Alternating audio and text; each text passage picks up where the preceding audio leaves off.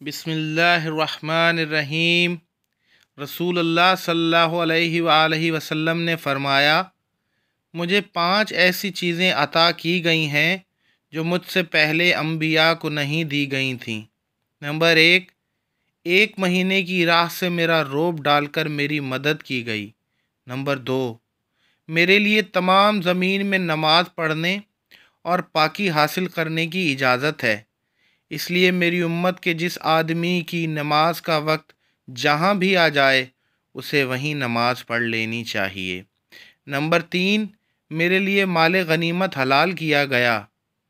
Number 4, पहले अम्बिया ख़ास कौमों की हिदायत के लिए भेजे जाते थे, लेकिन मुझे दुनिया के तमाम इंसानों की हिदायत के लिए भेजा गया है। नंबर 5, मुझे शिफाअत अता की गई है। सही बुखारी हदीस नंबर 438।